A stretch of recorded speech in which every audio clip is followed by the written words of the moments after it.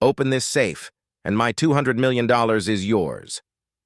The billionaire CEO mocked the maid's young son, then watched in disbelief as the boy did it in 60 seconds. Sometimes the very children we overlook carry gifts beyond imagination. And sometimes, one moment of courage changes everything. Before we dive in, tell us where you're watching from. And if this story moves you, make sure you're subscribed. Tomorrow, something even more shocking awaits you. Now let's begin. The study reeked of expensive whiskey and desperation. Wells Stevenson's mansion had seen countless things: lavish parties, secret business deals, and the quiet misery of those who kept it spotless. But nothing like this. 6 days of failure. 6 days of watching his empire crumble, all because he'd forgotten the one thing he swore he'd never lose, a combination he created himself. At 2:47 p.m., everything shifted. Stevenson stood in the center of his vast study, surrounded by the top safe experts money could buy. The Waldes Ultra Safe, a towering slab of steel, mocked him with its silence. What was meant to protect him had now become his prison. Fueled by panic and liquor, Wells made an offer that sealed his fate. $200 million to anyone who can open it. Every technician froze. Then, from the corner, barely noticed, came a quiet voice. 10-year-old Malachi Dylan, small, shy, wearing his favorite cartoon t-shirt and clutching his worn backpack. The son of Paige, the housekeeper who'd served this mansion faithfully for 10 years. Wells had humiliated that boy more times than he could count. Racist jokes, cruel comments, the casual cruelty of power. But Malachi remembered. 6 nights earlier, he'd watched the drunk billionaire open that safe. His photographic memory captured every motion, every turn of the dial. Now, with everyone staring, Malachi took a breath. "Excuse me, Mr. Stevenson," he said softly. "Can I try?" The room froze. Heads turned toward the small black boy who dared to speak. Wells's face shifted. Shock, recognition, then disdain. That look Malachi knew too well. The look that said you don't belong here. But before we see what happens next, you need to understand how it began, who Wells Stevenson really was, who Paige and Malachi were, and what brought them to this moment. Because this isn't just a story about a locked safe. It's about years of quiet humiliation, prejudice disguised as civility, and a child who learned to disappear in his own home. Let's rewind to the day the safe was first installed. 6 months earlier, Wells Stevenson was obsessed with control. At 48, overweight and suspicious of everyone, he'd built his billion-dollar empire on one belief: trust is for fools. His estate stretched across 12 acres behind 15-foot iron gates, guarded by motion sensors and cameras that never slept. Inside, marble floors shimmered under crystal chandeliers. Every chair, every vase, every painting cost more than an average person's yearly income. But none of it was enough.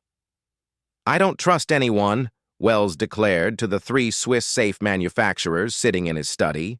"Not my executives, not my family, not even the people who scrub my floors." The men exchanged uneasy glances.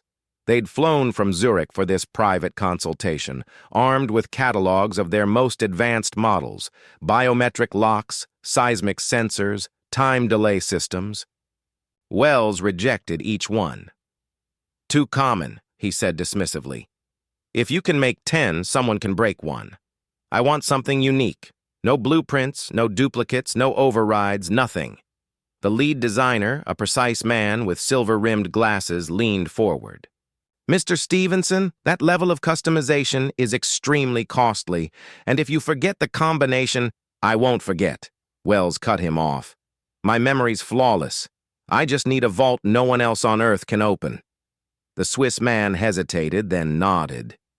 "We can build it. But remember, there will be no backup access. If you lose it, no one can help you." "Perfect," Wells said.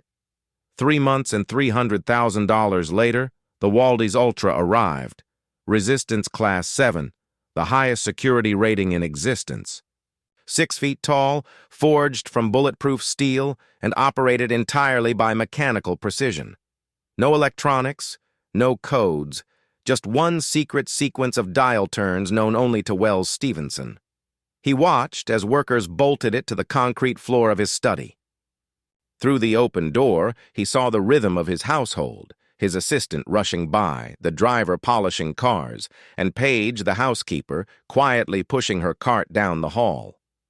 Paige had worked there for a decade, 38 years old, gentle, efficient, always early. To Wells, she was background noise, an invisible shadow that made his life easier. When the installation was complete, he locked the door behind the crew and approached the safe like a worshiper before an altar. This was his sanctuary, his shield from the world. He tested the lock, 3 turns left to 47, 2 right to 23, 1 left to 91, and a final right to 15. Click. The door opened, silent and smooth. Inside, Wells placed his treasures. $40 million in bearer bonds, $15 million in cash, offshore account records from the Caymans to Singapore, sensitive corporate documents that could ruin rivals, property deeds, and crypto access keys. Everything that defined his power. When he sealed the door, satisfaction pulsed through him. No rival could reach him now. Not his envious brother. Not the ex-wives or their lawyers. Not the staff who drifted through his mansion like ghosts. Whiskey in hand, Wells admired his reflection in the glass. $18 million in real estate. 12 acres of absolute control. A vault no one could touch. He was untouchable. But what Wells didn't know was that 6 months later, that same safe would imprison him. His paranoia would become his downfall, and the one who'd free him and destroy him would be the very boy he'd mocked. For now, though, he stood proud, blind to the truth that empires built on arrogance crumble from within. At 4:30 a.m., Paige Dillon's alarm buzzed, just as it had every morning for 10 years. In her small apartment, she moved quietly so she wouldn't wake her son. "Baby, time to get up," she whispered. Malachi stirred, rubbing his eyes. School was on break, and the after-school center was closed for repairs. With no sitter and no family nearby, he had no choice but to follow his mother to work. By 5:45, their old sedan pulled up to the mansion's back gate. Under the glow of security lights, the stone walls looked almost alive. "Remember what I told you," Paige said softly, squeezing his shoulder. "Stay quiet, stay invisible, and stay out of Mr. Stevenson's way." Malachi nodded. To him, the mansion felt like another world, shiny, perfect, cold. Paige began her day in silence, prepping coffee for the chef, then dusting the endless rooms before Wells woke. Malachi followed her like a shadow, reading in corners, memorizing everything. By the 3rd day, Wells saw him. Malachi was in the break room, legs swinging from a too-tall chair, reading a library book about space. His cartoon T-shirt glowed against the white walls. Wells appeared mid-phone call, froze, and frowned. "Paige?" he barked. She rushed in. "Yes, Mr. Stevenson?" "What is this?" he demanded, pointing at Malachi as though he were a misplaced object. "My son, sir. School's closed and I had no one else. He won't be any trouble." Wells's eyes narrowed. "This isn't a daycare. Keep him out of my sight. You know how these kids are." Malachi gripped his book tighter. Paige lowered her gaze. "Yes, sir. It won't happen again." Over the next few days, Wells's remarks turned sharper. Having the help's kids running around next. What's it gonna be? Dinner with me? Or to his assistant. "Watch your wallet near that one. You know how they are." By the 5th day, it got worse. Malachi sat quietly reading a book on advanced mathematics. One his teacher said proved he was gifted. His memory was remarkable, but no one at his underfunded school could nurture it. Wells entered, reaching for bottled water. He glanced at the boy's book and let out a mocking laugh. Advanced math. That's cute. Wells smirked as he twisted open his water bottle. Someone should teach these kids to aim lower, not fill their heads with nonsense. You know what happens when people try to be something they're not? Disappointment. He walked out, leaving Malachi staring down at his book. The words blurred as tears filled his eyes. When Paige found him 10 minutes later, she instantly knew. She pulled her son close in the small break room, hidden from the mansion's cameras and the world outside. "What did I tell you, baby?" she whispered, her voice trembling. "Stay invisible. He can't hurt what he can't see." "But Mama," Malachi murmured, "why does he talk to us like that? I didn't do anything wrong." "I know, baby, I know," Paige said, fighting to keep her voice steady. "Some people carry hate like it's part of their blood. But we need this job, for rent, for food, for your school things, so we smile, we stay quiet, and we survive. You understand?" Malachi nodded against her shoulder, but he understood more than she realized. He knew that in Wells's world they weren't seen as people, just tools, invisible and disposable. What Paige didn't yet see was the rare gift her son carried. Malachi remembered everything. 3 days earlier, he'd overheard Wells talking to his lawyer about offshore accounts, and could repeat the entire conversation word for word. 2 days ago, he'd watched a security tech enter a side door code, memorizing the 6 digits without trying. His mind worked like a perfect lens, capturing patterns, voices, numbers, movements, and keeping them forever. Teachers had noticed, too. "Mrs. Dylan," his math teacher had said, "your son is exceptional. He recalls whole pages after one glance. He solves problems by spotting patterns most adults would miss." But in a school where computers barely worked and textbooks were older than the students, talent meant little. What good was brilliance in a world that had already decided he didn't matter? That evening, as the sun slipped behind the mansion's trees, Malachi helped his mother clean. He pushed the vacuum along the marble hallway while Paige changed the linens upstairs. He studied everything. The paintings on the walls, the intricate molding, the way light filtered through the stained glass window. Every detail stored perfectly in his mind. At 8:47 p.m., the familiar growl of an engine echoed through the driveway. From the window, Malachi saw Wells's driver helping the billionaire out of a sleek black sedan. The man was laughing too loudly, his designer suit wrinkled, his steps uneven. The charity gala had clearly offered more than hors d'oeuvres. "Quickly, baby," Paige whispered urgently, gathering her supplies. "We need to stay out of his way when he's like this." They moved to the adjacent sitting room, Paige dusting shelves, Malachi sitting silently near the doorway. From beyond the door came Wells's booming voice. "Wonderful evening. They gave me an award. Community leadership, ha! If they only knew." His laughter echoed through the hall. Malachi peeked through the cracked door, watching Wells stagger into his study, still talking to himself. "My fortress, my beautiful fortress. Let's make sure my treasure's still safe." The boy's heart pounded as the billionaire approached the massive safe. Wells laughed as he spun the dials, narrating every move like a drunken magician, performing for invisible guests. Left 3 times. Right twice, left once. Right again. Click. Malachi's eyes never left the dial. His photographic memory captured each motion, each number, each pause, every fraction of rotation sealed in perfect clarity. He watched Wells open the heavy door, gaze at his hidden fortune, and close it again before stumbling to the couch and collapsing in a drunken heap. "Malachi, come on, baby." "We're done," Paige whispered from behind. He rose, slinging his backpack over one shoulder. He said nothing about what he'd seen. He'd learned the art of silence, of survival. They left through the service door, the mansion's lights fading behind them as they drove home through empty streets. In the car, Paige asked softly, "You okay, sweetheart?" Malachi stared out the window, watching the streetlights flicker by. The combination still sharp in his mind. "I'm okay, Mama." But he wasn't. None of this was okay. That same night, Wells Stevenson had never felt more untouchable. The charity gala was a triumph. 500 of the city's elite had filled the ballroom, and Wells had basked in their applause. They'd handed him a crystal trophy engraved Philanthropic Leadership Award, and he'd smiled like he believed it.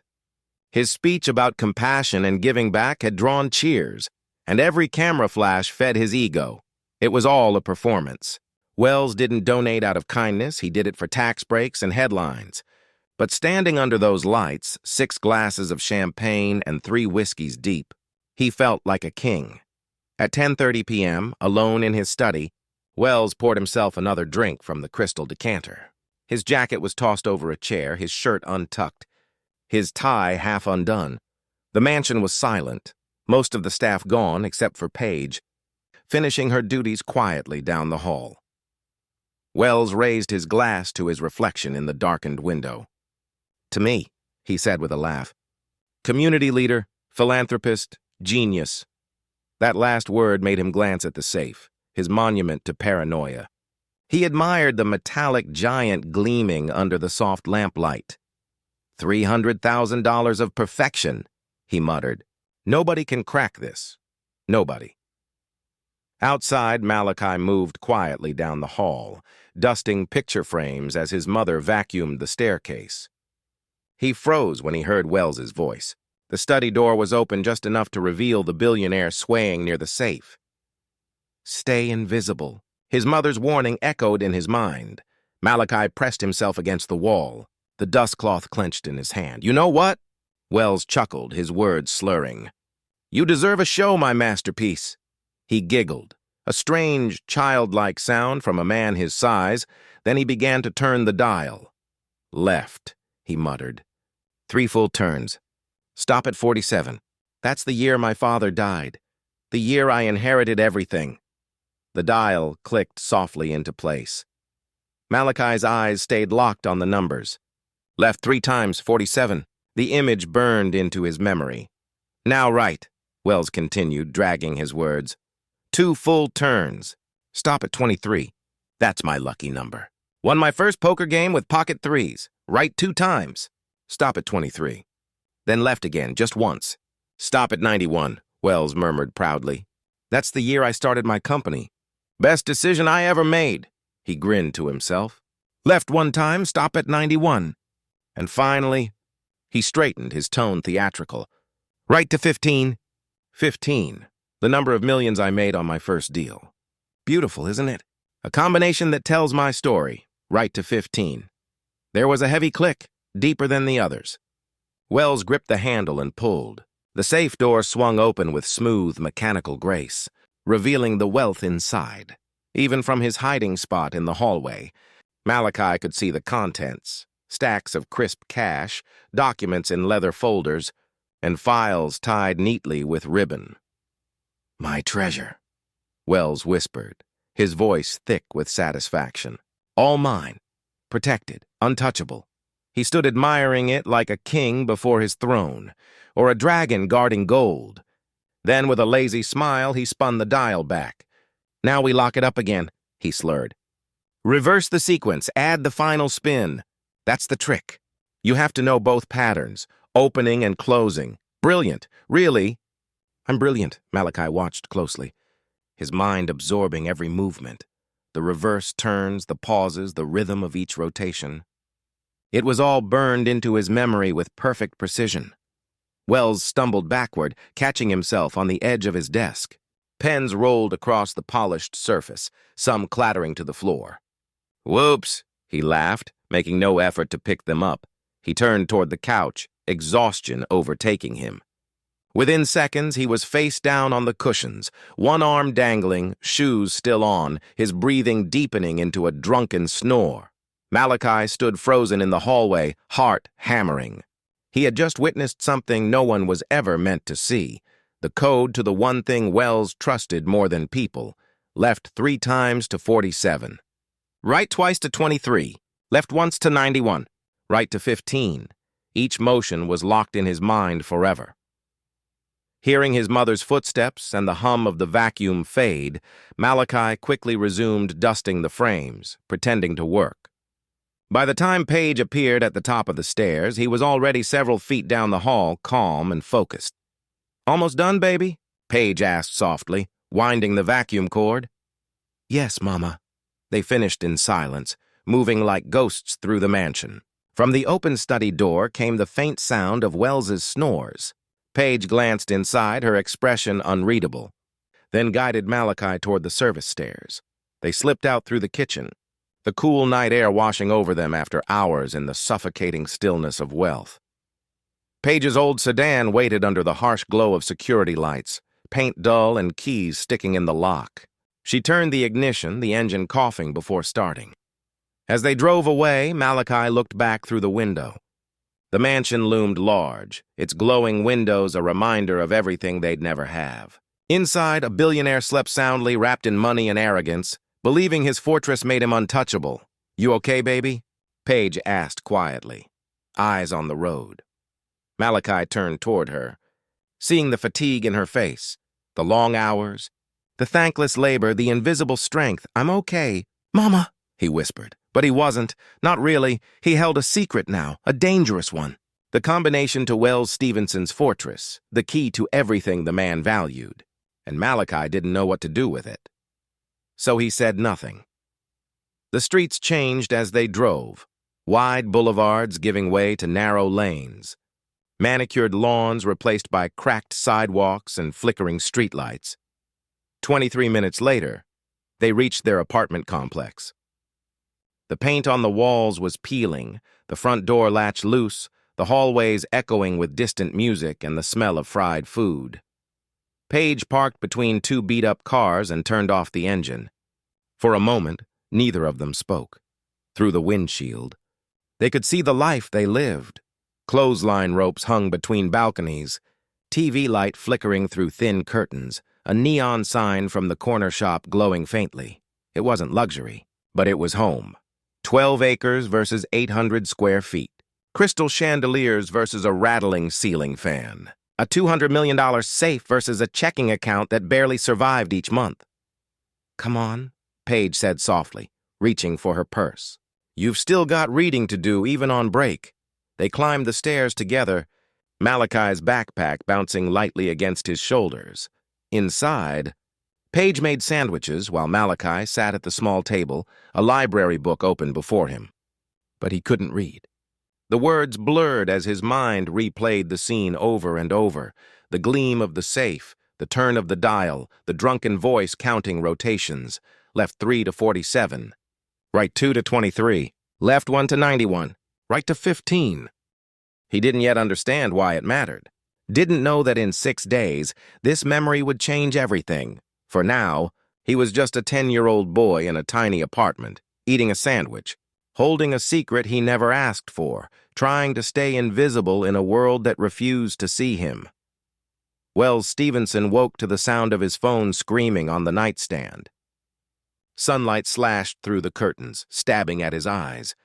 His head throbbed. His tongue felt like sandpaper. His back ached from sleeping on the couch. He groaned and grabbed the phone. "What? Mr. Stevenson, where are you?" His assistant's panicked voice came through. "The merger team's been waiting 20 minutes. They flew in from California. We need the Henderson files, the offshore paperwork, everything you said you'd have ready." Wells sat up too fast, the room spinning. "What time is it?" 9:30. The meeting started at 9. "Mr. Henderson himself is here." The words hit him like ice. The Henderson merger, 6 months of talks, a $400 million deal that would expand his empire, and every document they needed was locked in the safe. "Tell them I'll be there in an hour," he said tightly. Something came up. "A security issue. Sir, they're furious. Henderson said if we can't handle—" "I said I'll handle it." Wells barked, ending the call. He stumbled toward the study, still in last night's wrinkled suit. The safe stood silent against the wall, gleaming in the morning light, mocking him. He reached for the dial, his hands trembling. He'd done this 100 times. He knew the sequence. Didn't he? Left first, yes, left. But how many turns? 2? 3? And what was the number? 47? 49? He spun the dial left 3 times, stopped at 47, then right to 23, left to 91, right to 15. Pulled the handle, nothing. The door didn't move. He tried again. Same sequence. Still nothing. No. No, no, Wells muttered, sweat forming at his temples. Maybe he'd miscounted the turns. Maybe it started with 2 rotations, not 3. Or maybe the number was reversed, 23 or 32, 91 or 19. He tried again. And again. The metal stayed locked, unyielding. By noon, his desk was covered in scribbled papers, failed combinations crossed out in fury. His assistant's calls went unanswered. His empire was slipping, and his fortress had turned against him. Cancel everything, he snapped finally into the phone. Meetings, calls, everything. Sir, his assistant said nervously, Henderson says the deal is off if we don't deliver by end of day. Legal's warning. I said cancel everything, Wells shouted, slamming the phone down. The safe stood silently behind him, unchanged, untouchable, and mocking the man who thought no one could ever outsmart him. Wells ended the call with a furious tap and stared at the safe, his chest rising in short, panicked bursts. This couldn't be real. He had designed this safe to be impenetrable, and now it truly was. His own paranoia had turned against him. By evening, drained and desperate, Wells scrolled through his old records until he found the Swiss manufacturer's number. His hands trembled as he dialed. Walda's Security Systems. How may I direct your call? I need to speak with someone about a custom safe, Wells snapped. This is Wells Stevenson. I purchased a Resistance Class 7 unit 6 months ago. There was silence, followed by rapid clicking on a keyboard. One moment, Mr. Stevenson. He was transferred twice before a calm voice answered. Mr. Stevenson, good evening. This is Marcus, lead engineer on your project. How can I help? I need the backup combination. The override code, anything that can open it. Another pause. Sir, you specifically requested there be no backup access. You signed documents waiving all recovery options. Per your instructions, all records were destroyed. Wells's tone hardened. You're telling me there's no way to open my own safe? Not without the combination you created, Marcus replied evenly. That was the entire point of your custom request. You wanted a vault that even we couldn't access, and we delivered exactly that. What if I forget the combination? Wells demanded. Then the safe remains locked, Marcus said gently. We discussed this in detail before manufacturing. You assured us your memory was flawless. Wells clenched his jaw, fighting the urge to shout. What about drilling? Cutting through? Possible, Marcus admitted, but extremely difficult. Resistance Class 7 is designed to withstand advanced tools. Drilling could take weeks or months and would likely destroy what's inside. I can refer you to specialists. Send me their information. He hung up before Marcus could reply and hurled the phone across the room. It hit the wall and shattered. Wells poured another whiskey, his hands unsteady. The room spun as the realization hit. The safe had done its job too well. He was its prisoner. Day 2. At dawn, a team of 3 specialists arrived, cases of tools in hand, faces full of confidence. They examined the safe for hours, running acoustic sensors, scanning with electromagnetic devices, referencing thick technical manuals. Finally, the lead technician, a gray-haired man named Donald, removed his glasses. Mr. Stevenson, this is extraordinary. Purely mechanical, no digital systems to exploit. The steel is military grade. Without the combination or original blueprints, we're talking months of work, and that's if we're lucky. What about cutting through it? Wells asked, his voice sharp. Possible, Donald said, but the process could destroy what's inside. The heat from diamond drills or plasma cutters would ruin documents, melt storage drives. I need what's inside intact, Wells said through clenched teeth. Donald gave a sympathetic nod. Then the best option, sir, is to remember. They worked another 8 hours, listening to tumblers, running probability simulations, analyzing every possible pattern. Nothing worked. By nightfall, they packed their gear and left, shaking their heads. Day 3. A new team arrived, young, ambitious, armed with laptops and microphones. They pressed listening devices to the safe, logged every faint sound, ran algorithmic models designed to predict possible combinations. Wells sat nearby, glass in hand, drinking from morning until night. The whiskey dulled nothing, it only scattered his thoughts. The panic came in waves. His phone buzzed endlessly, missed calls from his assistant, furious messages from Henderson's lawyers, financial warnings from his CFO. The $400 million merger had collapsed. Audits were now pending. His board wanted answers, and still, the safe refused to open. Day 4. A third team. More equipment. More failures. Wells stopped watching. He sat behind his desk, staring into space, surrounded by scribbled pages of failed combinations and half-empty bottles. Day 5. A fourth team came, armed with heavier tools, cables and strange devices Wells didn't even recognize. They worked methodically, whispering to each other, confident at first.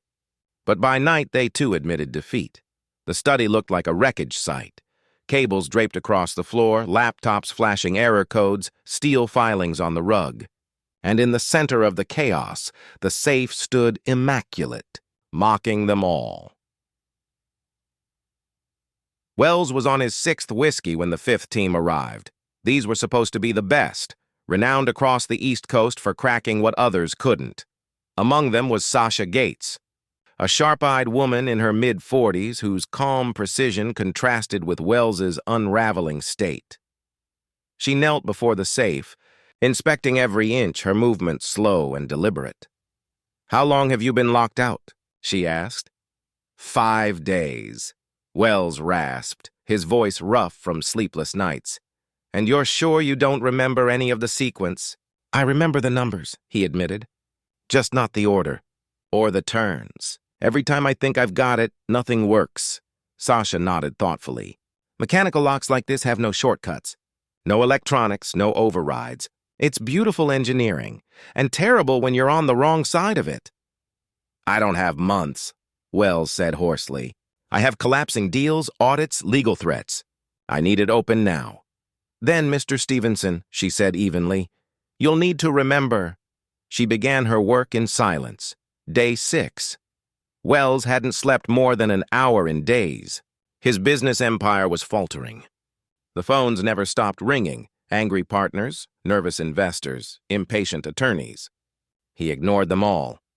By 2 p.m., Sasha had been at the safe for 72 hours straight. She'd tried every technique in her arsenal: vibration mapping, acoustic decoding, microscopic friction tests. Nothing worked.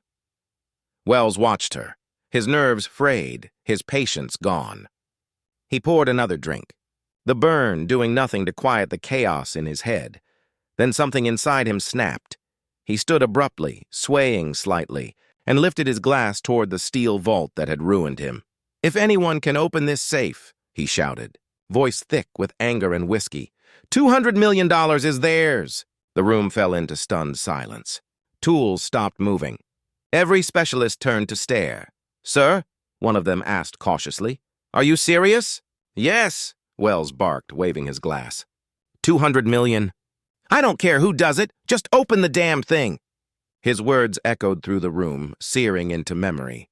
12 professionals stood as witnesses, and in the far corner, unnoticed by all, sat a small figure in a cartoon T-shirt, 10-year-old Malachi Dylan. He had been watching for hours, fascinated by the strange equipment, the glowing laptops and the murmured technical talk. His mother was in the next room cleaning quietly, and in his mind, as vivid as the day it happened, was the perfect sequence he had seen 6 nights before. Left 3 to 47, right 2 to 23. Left 1 to 91, right to 15. The numbers glowed in his mind like stars. Wells Stevenson's nightmare was about to take a turn he could never imagine. The study had transformed into a war zone of technology. Equipment cases lined the walls. Cables sprawled across the marble like veins of wire. 3 laptops hummed with calculations, their screens flickering with failed algorithms. The air was thick with tension and the sharp scent of whiskey. Sasha Gates was still at work. Crouched before the safe, her ear pressed against the steel, fingers delicate on the dial. Her eyes burned from fatigue, but she refused to give up. Behind her, her team monitored sensors, searching for the faintest whisper of tumblers falling into place. On another screen, a technician studied probability matrices, recalculating every possible sequence. Nothing worked. At his desk, Wells sat slumped in his leather chair, his once confident posture gone. His hair was unkempt, his tie loose, his expression vacant. The clock read 2:47 p.m. on day 6. He looked like a man watching his empire crumble, while the answer sat quietly in the corner.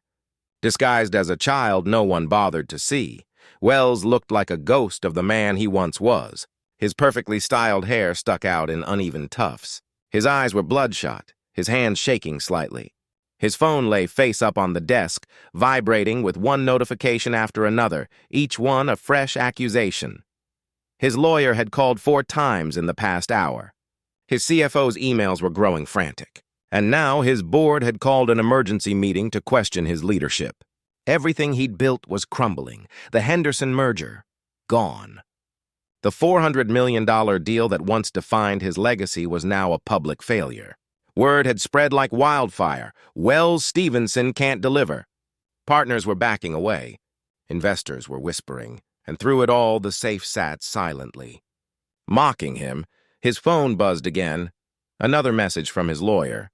Wells, the prosecution is threatening contempt if we don't produce the offshore documentation by Friday. That's 2 days away. Where are the files? Wells stared at the screen. A bitter laugh caught in his throat. Trapped. Trapped in a $300,000 steel box. He poured himself another whiskey, the 4th that afternoon. The burn did nothing to calm the panic clawing inside his chest. Anything? He asked weakly, though he already knew the answer. Sasha exhaled and sat back on her heels, rubbing her temples. No, I've tried every manipulation trick I know. Whoever designed this lock was brilliant.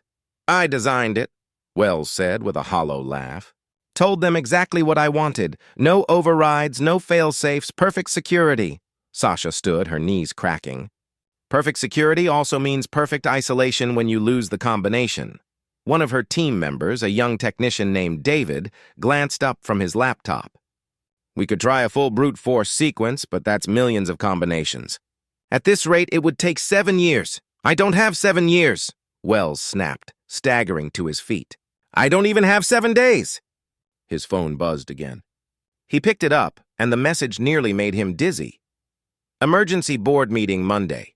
Concerns about your leadership, missing documentation, and control of company assets. Investors demanding answers. This is serious, Wells. Monday. 3 days. 3 days to open the safe. 3 days to prove he was still in control. 3 days before his billion-dollar empire collapsed completely. Sasha was resetting her sensors, adjusting her equipment for another attempt when Wells finally broke. The sleepless nights, the alcohol, the humiliation, all of it collided in a single reckless moment. He rose unsteadily, whiskey sloshing in his glass, and pointed it at the safe. If anyone can crack this safe, he roared, $200 million is theirs. The room fell deathly silent. Sasha froze mid-adjustment. David looked up sharply. Every technician turned toward him, disbelief etched on their faces. After a few tense seconds, David spoke cautiously. Sir, are you serious? Wells waved the glass, spilling whiskey onto the carpet. Yes, $200 million. I don't care who does it.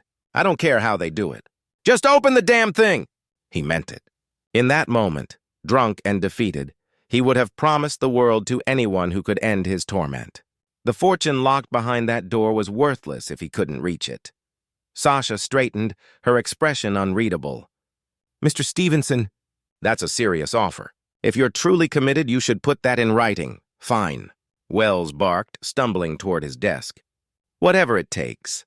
He grabbed a sheet of personal letterhead, uncapped a pen with trembling fingers, and scrawled, $200 million to anyone who opens my safe. Wells Stevenson. He signed it with a messy flourish, dated it, and slammed the paper onto the desk. There, witnessed by everyone in this room. Now open it, the air shifted. The tension that had filled the study for days changed into something else. An electric, dangerous excitement. Technicians exchanged glances, murmured strategies. The hopelessness that had hovered over them was replaced by greed and adrenaline. They dove back into their work with new determination, voices low and urgent. Sasha picked up the note, read it carefully, then set it back down where all could see. She lifted her phone and snapped a picture. "For the record," she said quietly. Wells didn't care. He sank into his chair, another drink in hand, his mind numb. This was just another performance now, a final act in a losing play. But what Wells didn't see was the quiet observer in the corner. A small figure, sitting cross-legged near a bookshelf, half hidden behind a stack of equipment, 10-year-old Malachi Dylan. He'd been there for hours, still and silent, his backpack beside him. His mother had brought him along again, just like every day that week. He had learned that if he stayed perfectly quiet, adults stopped noticing he existed. Malachi had watched every team of experts come and go, watched them connect wires, press sensors, and fail again and again. He'd seen frustration, heard muttered curses, and watched men and women far older than him give up. But in his mind, everything was clear, crystal clear. The sequence burned like light behind his eyes. Left 3 turns to 47. Right 2 to 23. Left 1 to 91. Right to 15. He had replayed it in his head 100 times since that night. His photographic memory was flawless. Every sound, every movement, every number locked into perfect recall. For 6 days, he had kept quiet. That's what his mother had always taught him. Stay invisible, stay safe. But now Wells had said anyone. Not any expert, not any adult, anyone. Something inside Malachi stirred. $200 million meant little to him. He couldn't even imagine it. But he understood what it could do for his mother, for their lives. For all the things she quietly sacrificed every day, he could help. And for the first time in his short life, he wanted to be seen. From the next room came the steady hum of the vacuum cleaner, his mother's rhythm of survival. Paige had checked on him twice already, reminding him to stay put, stay quiet. But what if quiet wasn't enough anymore? Malachi's palms were damp, his throat dry. His heart hammered so loudly he thought everyone could hear it. Fear told him to stay down. But another voice whispered, "You can do this." He thought of his mother's tired eyes, the long shifts, the unpaid bills, the cracked ceiling fan spinning above their bed. $200 million. He could change everything. His small hands gripped the straps of his backpack. Slowly he rose. No one noticed at first. The adults were too busy muttering over equipment, too absorbed in failure to see hope standing up in their midst. Malachi took one step forward, then another. His body trembled, but his resolve hardened. Anyone, Wells had said, and Malachi was anyone. "Excuse me, Mr. Stevenson," came the small, trembling voice that cut through the hum of machines. The entire room froze. Sasha's hand hovered over her sensor. David looked up mid-keystroke. Even the low buzz of the electronics seemed to fade. All eyes turned toward the sound. There he stood, small, scared, yet somehow steady. His cartoon t-shirt bright against the sterile room. A yellow hoodie tied around his waist. A backpack hanging loosely from one shoulder. Wells blinked, his whiskey glass halfway to his lips. His fogged mind struggled to make sense of what he was seeing. Then recognition flickered, and his confusion twisted into something darker. He laughed. A cruel, booming laugh that made everyone flinch. "The helps kid wants to play with my safe?" he mocked, turning toward the technicians. "Did you hear that? We've officially lost it. What's next? Should I let him count my money too?" Uneasy silence spread. Some of the specialists shifted uncomfortably. David stared down at his laptop. But Wells wasn't done. The alcohol stripped away what little restraint he had left. "Look at him," Wells sneered, gesturing with his glass. "Standing there in his cartoon shirt like he belongs here. This is a multi-million-dollar security system, boy. Not a toy. Not something for kids who probably can't even spell combination." Malachi flinched but stood firm, his hands gripping his backpack straps tighter. Wells kept going, his words cutting like blades. "Maybe we should check if anything's missing first. You know these people. Probably been snooping around my study for days, plotting with his mother. That's what they do. The room tensed. Sasha's jaw tightened. Her hands curled into fists, but she stayed silent. Wells's voice rose again, loud and bitter. This is what happens when you let the staff bring their kids to work. They start thinking they belong here, touching things that aren't theirs. From the adjoining room, Paige heard her son's name and froze. Panic hit instantly. She dropped the vacuum and rushed into the study. When she saw Malachi standing in the center of the room, surrounded by strangers and her employer's cruel stare, tears filled her eyes. Malachi. "Baby, come with Mama," she cried, her voice cracking. "Don't listen to him. Come on now." But Malachi didn't move. He pulled back gently, his small hand slipping from hers. He looked up at her, eyes wide, frightened but certain. Then he turned to Wells, voice quiet but firm. "You said anyone, Mr. Stevenson." Malachi's voice trembled but held firm. "You said 200 million to anyone who can open it." Wells's face twisted with disbelief and disgust. "Anyone? You think I meant you? You think I meant some welfare kid whose mother scrubs my toilets?" His words dripped venom. "Let me guess. No father to teach you how the world works? Typical. No father, no discipline, no place in rooms like this." Paige covered her mouth, muffling a sob. Malachi's eyes glistened, but he didn't move. Sasha Gates had heard enough. She stepped forward, her calm voice slicing through Wells's cruelty like a blade. "Mr. Stevenson, you made a public offer. We all heard it, and you signed it." She pointed to the paper still sitting on the desk. "Your exact words were, 'If anyone can crack this safe, 200 million is theirs.'" Those words were witnessed by 12 people in this room. Wells spun on her. His face flushed red with anger and alcohol. "I meant real people, not some—" He stopped himself before finishing the slur, but everyone knew what word he'd almost said. "Not this kid," he sneered instead. "Not some uneducated child who doesn't even understand what that kind of money means." Sasha's tone remained professional, but her disgust was clear. "You didn't specify qualifications, Mr. Stevenson. You didn't say professional or adult. You said anyone. And you signed a written statement without exceptions. Every person here can testify to that." A quiet murmur spread through the room. David lifted his phone. "For the record, sir, I recorded your offer." "It's all on audio, very clear." Wells froze. He was trapped by his own arrogance. His pride, already shattered after 6 days of failure, wouldn't let him admit defeat. Backing down now would mean humiliation in front of the very people whose respect he craved. He waved his glass carelessly, spilling whiskey. "Fine," he said bitterly. "Let the brat try. When he fails, maybe he'll finally learn his place, and his mother will learn to keep him out of mine." He turned toward Paige, his words sharp as blades. "This is your fault. Filling his head with ideas, teaching him to touch things that don't belong to him. When this is over, we're going to have a serious conversation about boundaries." Paige was crying openly now, her entire body trembling. But Malachi took a small step forward.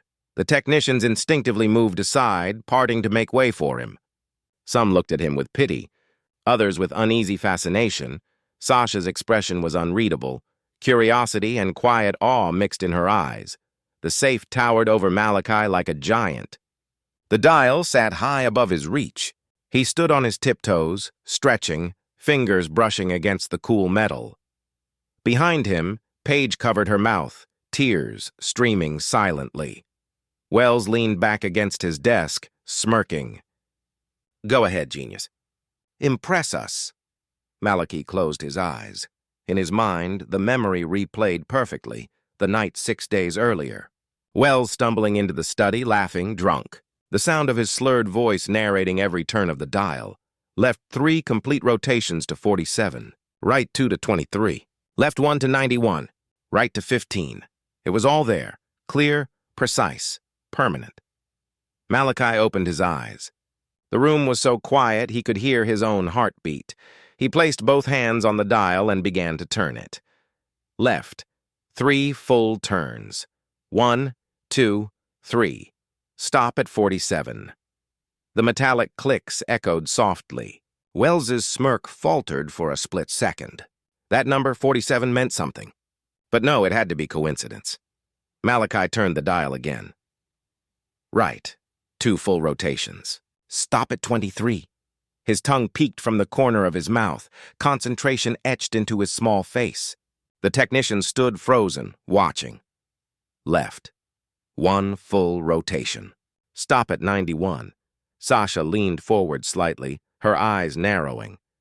These weren't random guesses. The child was following a deliberate pattern. Finally, Malachi turned the dial right to 15. He paused, his small fingers trembling slightly. Nothing happened. Wells's smirk returned. See? Just a kid making noise. Then, click. The unmistakable sound of a lock releasing filled the room. Gasps rippled through the silence. Malachi gripped the heavy handle with both hands and pulled. The steel door creaked open smoothly, revealing the impossible: stacks of bearer bonds, bundles of cash, leather folders bursting with documents. The fortune Wells had guarded with paranoia now stood exposed, unlocked by a 10-year-old boy in a cartoon T-shirt. Elapsed time. 60 seconds. The silence that followed was total. No one moved. No one breathed. Then chaos. "Oh my God," David whispered, staring at the open safe. "That's impossible," another technician muttered. Sasha laughed softly, a mixture of relief and astonishment. "He did it. The kid actually did it." Wells's whiskey glass slipped from his hand and shattered on the marble floor.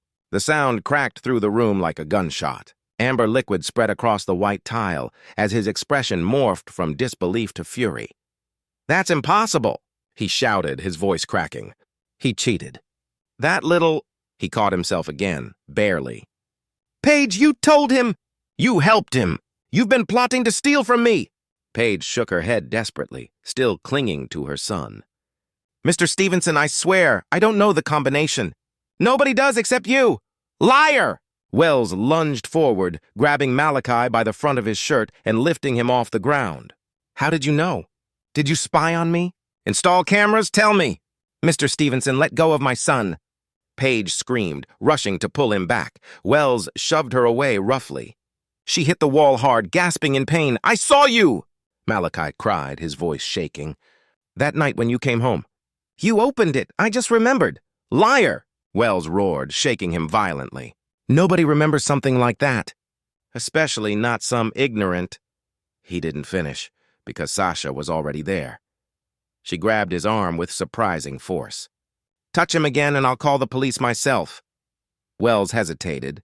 His face twisted with rage, but Sasha twisted his wrist sharply, forcing him to release the boy. Malachi fell to the floor, sobbing. Paige rushed to him, gathering him into her arms. Sasha stood between them, eyes blazing. "Some people do have photographic memory, Mr. Stevenson. It's rare, but it's real. And this child just proved it." She lifted her phone, the screen glowing. "I recorded everything, your offer, your slurs, your assault, and I'm not the only one." Around the room, other technicians raised their phones. David nodded grimly. "We all did."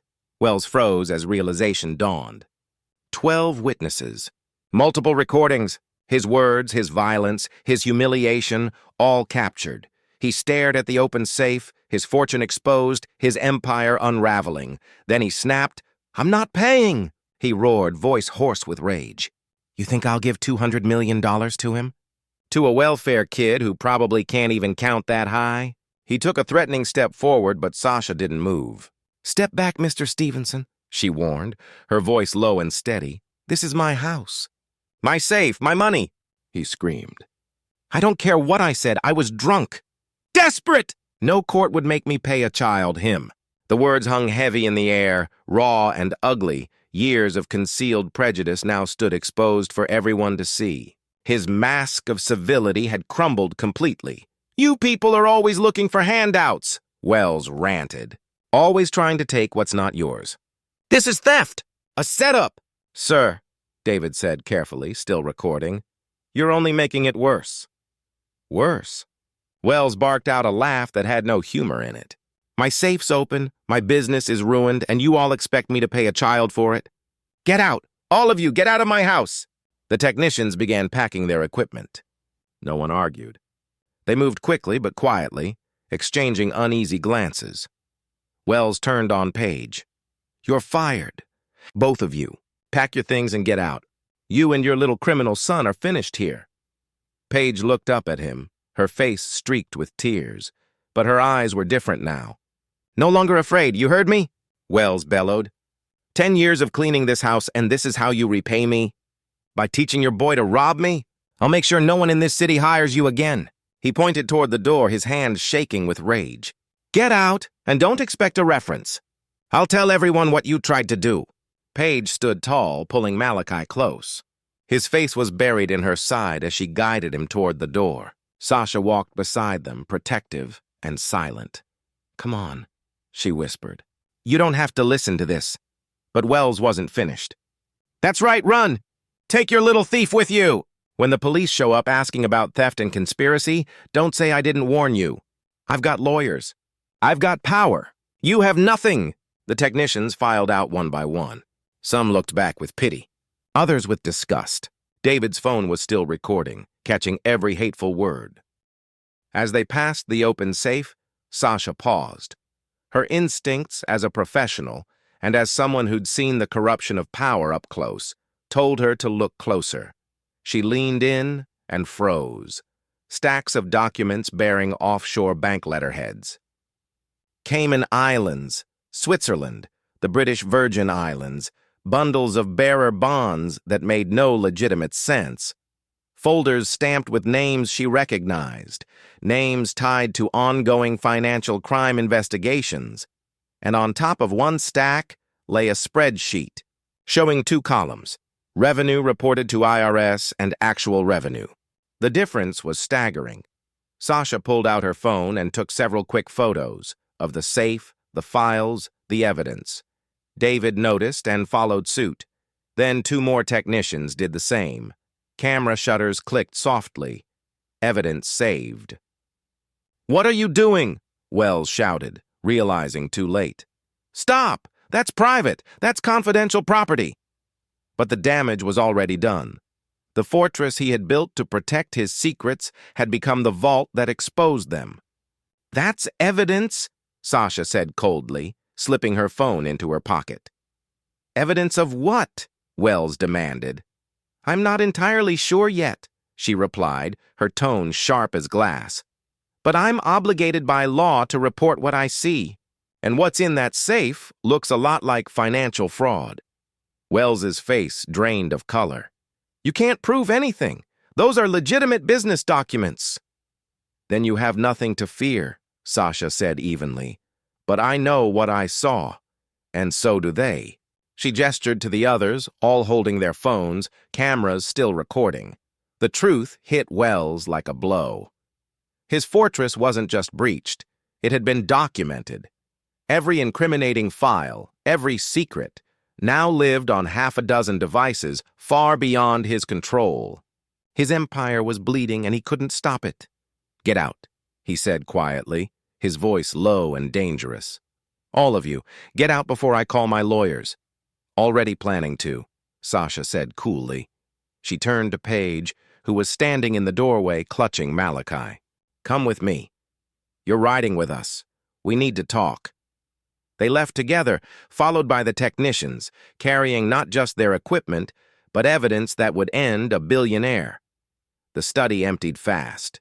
Footsteps echoed down the marble hall, fading into silence. Engines started outside, tires crunching over gravel. And then Wells Stevenson was alone. He stood amid the wreckage, shattered glass glittering on the floor, whiskey pooling dark across the tile, crumpled papers littering his desk. The air reeked of alcohol and failure.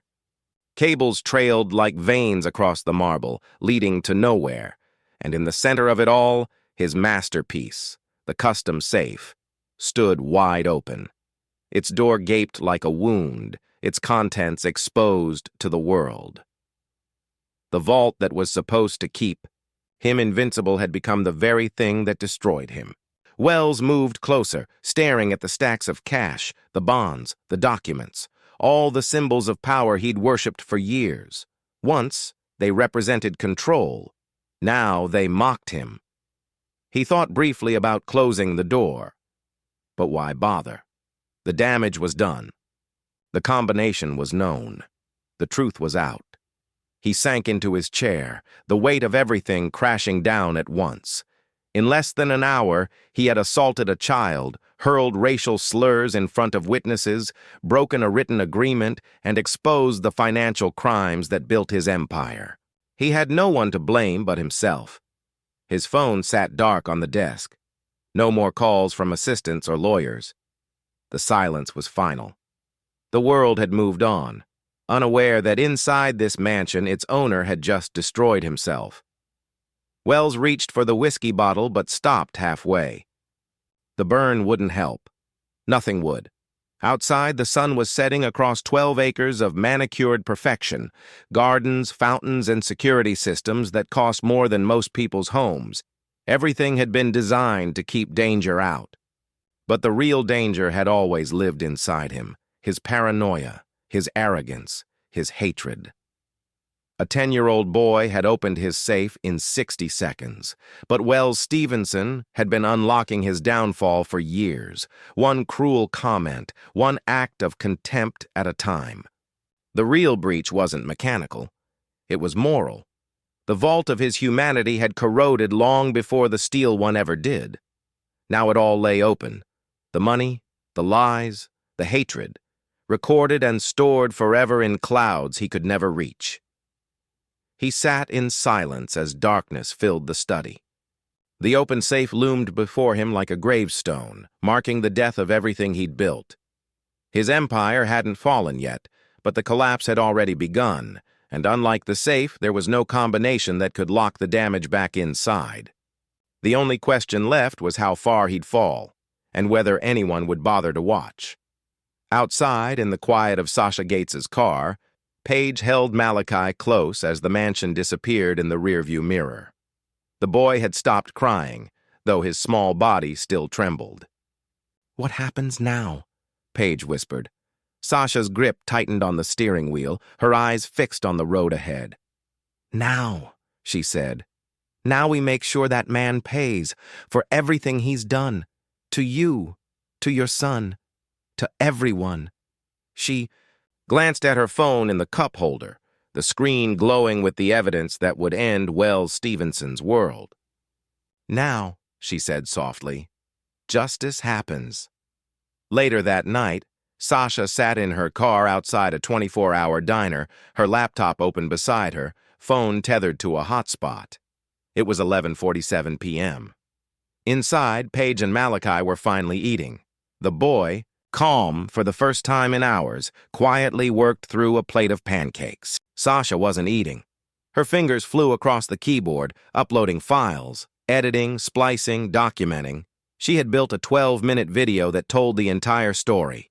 Wells's drunken offer, Malachi's calm, polite request, Wells's cruel mockery, the safe opening, the assault, the threats, every second captured, every word audible. She uploaded it to 3 platforms at once, Twitter, Facebook, YouTube, under one simple title.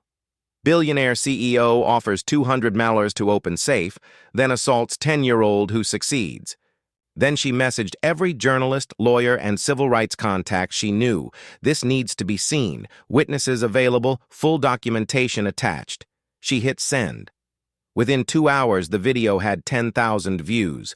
By 3 a.m., 100,000. By dawn, 2 million. The hashtags exploded. Pay Malachi at 4:23 a.m. Justice for Malachi by sunrise. The outrage was instant and electric. Viewers watched a small boy solve the impossible and face hatred for it. They saw his mother shoved. They heard every vile word. No excuses, no editing, just truth. By 8 a.m., national media had picked it up. CNN aired the footage. MSNBC interviewed legal experts about the binding nature of Wells's promise. Even Fox News, cautious as ever, ran it uncut. Civil rights groups moved fast. The NAACP called for a full investigation. The ACLU offered to represent Paige and Malachi pro bono. The National Action Network demanded Wells's arrest. Then came the celebrities. A Grammy-winning artist tweeted, "This is America. A child solves the impossible and gets assaulted for it." He deserves every dollar. Pay Malachi. An Oscar-winning actor posted, "Watch this 3 times. I'm sick. Racism isn't history. It's right here on camera, aimed at a 10-year-old. By mid-morning, the video had tens of millions of views.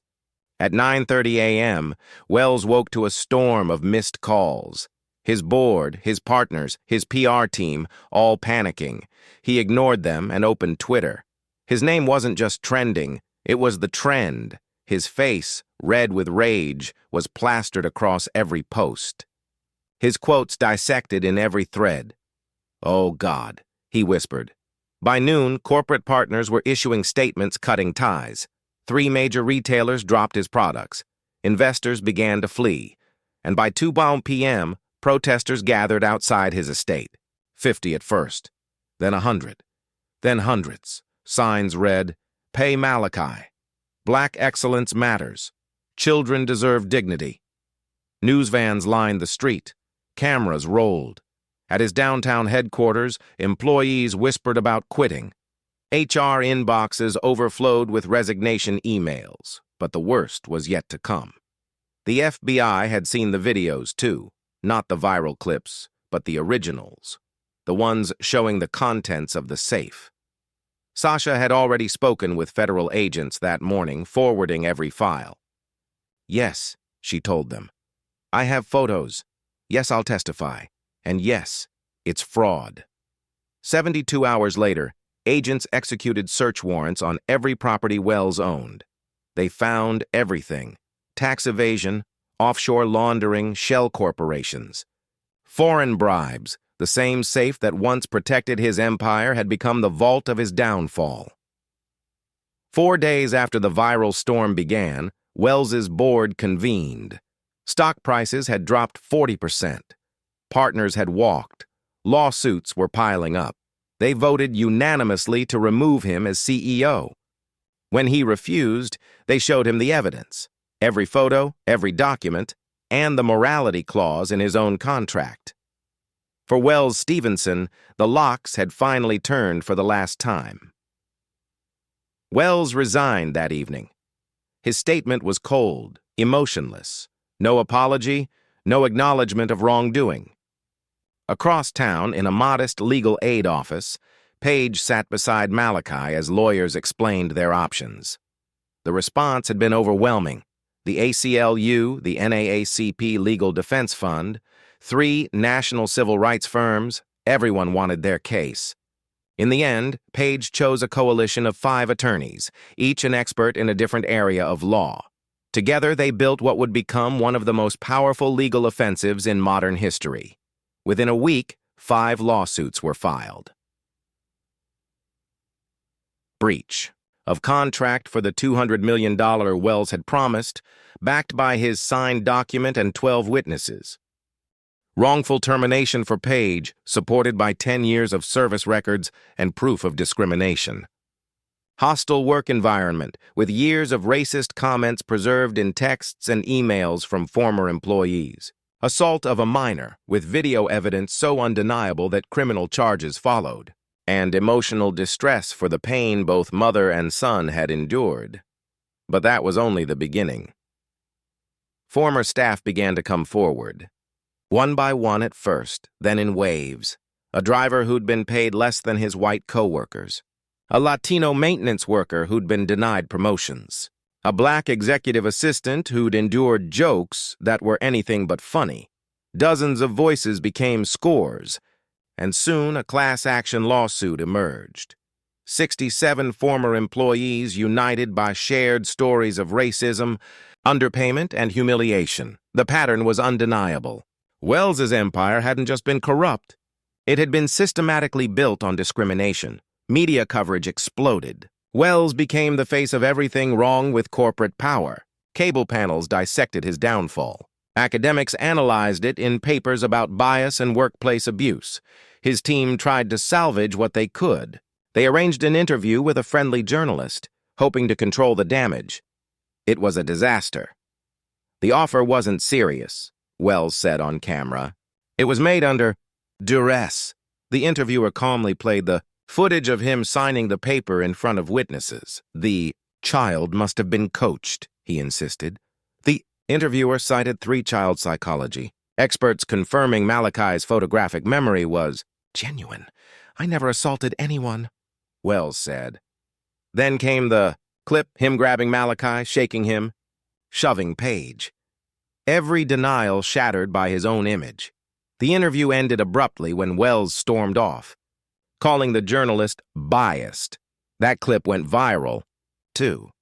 Then the floodgates burst. A former housekeeper released recordings of him using racial slurs. A business partner leaked emails showing discriminatory hiring practices. An ex-wife spoke publicly about the prejudice she'd lived with for years. The empire Wells had built over 3 decades was collapsing in 30 days. His mansion, once a fortress of status, was now surrounded by protesters and press vans. Process servers arrived daily. Federal agents returned with more warrants. On day 28, Wells stood at his study window, staring down at the crowds. The chants were constant. "Pay Malachi! Pay Malachi!" Behind him, the safe, the same one that had started it all, stood open and empty, its contents long since seized as evidence. His phone rang. His lawyer. "They're offering a deal," the lawyer said tiredly. 15 years instead of 25 if you plead guilty to tax fraud and money laundering. Wells closed his eyes. "And if I fight it?" "With the evidence they have and your own televised statements, you'll lose. And the civil suits will ruin you financially anyway. The contract is airtight. The assault is on video. The discrimination cases are documented by dozens of plaintiffs. How did this happen?" Wells whispered. "You tell me," the lawyer replied. "You're the one who offered $200 million in front of witnesses. You're the one who attacked a child on camera. You're the one who stored incriminating evidence in the very safe that exposed you." The call ended. Wells reached for his whiskey, then stopped. It had all begun with alcohol. Alcohol and arrogance and hate he'd mistaken for strength. Outside, the crowd roared louder. "Pay Malachi! Pay Malachi!" The sound seeped through the glass, through the alarms, through every defense he'd ever built. He stood there, realizing the truth. The fortress he'd spent his life building had become the tomb of his own making. The reckoning was absolute. 1 year later. Wells Stevenson faced a federal judge in a courtroom packed with reporters, former employees and strangers who already knew his story. Everyone had seen the video. The trial had lasted 8 months. His defense team, high-priced and desperate, tried everything. They argued the $200 million offer was made under duress. The judge reviewed the footage, saw the signed contract, and ruled it legally binding. They claimed Wells never intended the offer to include a child. The prosecution replayed the footage of him saying anyone, again and again. They tried to downplay the assault. The court saw the video of him grabbing a 10-year-old and shoving his mother into a wall. Medical reports confirmed bruising on Malachi's small arms. They attempted to separate his financial crimes from his racism. But prosecutors tied them together perfectly. A portrait of a man who believed the rules didn't apply to him. Emails, texts, witness testimony. The viral video, a lifetime of arrogance laid bare. When the hate crime enhancement was added, the defense collapsed. The jury deliberated 4 hours. The verdict, guilty on all counts. Later, Page sat quietly, reflecting on everything, the fear, the violence, the months of hearings and headlines, the justice that finally came. She thought of the 67 families who had joined the fight, the foundation that now existed because of one act of courage, and the fact that Wells Stevenson could never harm anyone again. Malachi broke the silence. "Mama, would you have stopped me that day?" Paige was quiet for a long time. Then she shook her head softly. "No, baby, because staying silent was killing us slowly. Every day I told you to hide, to accept his cruelty. That was its own kind of death. Speaking up was terrifying. But it gave us justice, not just for us, but for everyone he hurt." Malachi nodded, thoughtful. "What destroyed Mr. Stevenson wasn't the safe, was it?" No, baby, she said. It was his hatred. He couldn't see your worth because of your skin. He broke his promise because he thought you didn't matter. The safe didn't ruin him, his own heart did. They sat in peaceful silence. Paige returned to her nursing studies. Malachi bent over his math homework, his mind bright and focused. Paige's thoughts wandered. From their leaky old apartment to this small, warm house, the one their foundation had helped them buy. From invisibility to visibility, from survival to purpose. She thought of all the children still being told to stay small, all the parents too afraid to speak because they needed to feed their families. How many other Malachis were being ignored right now? How many Paiges were still teaching silence as safety? The work of their foundation would continue. The fight against discrimination wasn't over. For every Wells Stevenson exposed, there were others still hidden behind power and respectability. But change was possible. Justice could happen, sometimes in 60 seconds, sometimes through months of struggle, but it could happen. Paige glanced at her son, his brow furrowed in concentration. A child who could have been broken by cruelty, but instead had become a symbol of strength. I love you. Baby, she said softly, I love you too. Mama, he replied with a smile. They went back to their work. Their quiet home filled with peace, a home built not on money but on courage, on the decision to stop being invisible, on the belief that dignity isn't a privilege, it's a right. Outside, the world kept turning. Somewhere, injustice still lived. Somewhere, someone was being told they didn't matter, but also somewhere, someone was watching, ready to speak, ready to act. The story of Wells Stevenson and Malachi Dylan would echo in classrooms and boardrooms, in ethics courses and courtrooms, a reminder that power without compassion is tyranny, that wealth without humanity is worthless, and that sometimes the smallest voice can change everything because one boy dared to speak, one mother dared to let him, and one woman dared to record the truth. Sometimes, 60 seconds is all it takes to unlock a door the world tried to keep closed.